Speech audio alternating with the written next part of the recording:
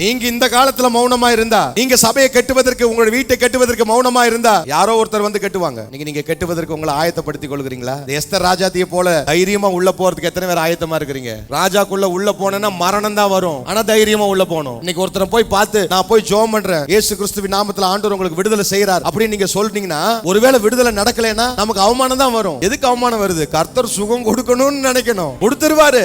அந்த பலனோட போய் நீங்க என்ன செய்யணும்? அதுல என்டர் ஆகணும். என்ன ஆனாலும் பரவாயில்ல, இன்னைக்கு நான் போறேன், நான் ஜெபிக்கிறேன், கர்த்தர் நடத்துவார். எல்லாம் கொடுத்துட்டாரு ஆண்டவர். இன்னும் ஆண்டவரை நம்பாம இருக்கிற புத்தி இல்லாத மனவாட்டியே, நீ எப்பொழுது நீ புத்தி அடைவாய்? prepare for the war. ஒரு மிகப்பெரிய ஒரு யுத்தத்திற்கு ஆயத்தமாகுங்க. துணிகரமாய் கர்த்தருடைய வார்த்தையை பேசக்கூடியதான காலம் வந்திருக்கிறது. ஒருத்தர் இடத்துல போய் இயேசு குறித்து சொல்ல முடியலையே, நீங்க என்ன விசுவாசி, நான் என்ன ஊழியக்காரன்? ஒருத்தனை போய் பார்த்து கர்த்தர் உன்னை நேசிக்கிறார், நீ தேவ சபைக்கு வா, ஆண்டவர் நாமத்தை மகிமைப்படுத்துன்னு சொல்ல முடியலையே. எத்தனை பேர் இந்த உலகத்துல இருக்கிறாங்க? ஒவ்வொரு வாரமும் புதுசு புதுசா ஒரு ஆத்துமாக்களை நீங்க கூட்டி கொண்டு வரலாமே, ஏன் வர முடியல? உங்களுக்குள்ள என்ன இல்ல? பாஸ்டர் உதவி ஊழியர்கள் இவர்கள் எல்லாம் சேர்ந்து ஆத்தும அறுவடை பண்ணி நிக்கணும். நாங்க அந்த இதுல நாங்க என்ஜாய் பண்ணணும். தேவ பிள்ளைகளை, நீங்க வேலை செய்வதற்கு தேவன் உங்களுக்கு உதவி செய்வாராக.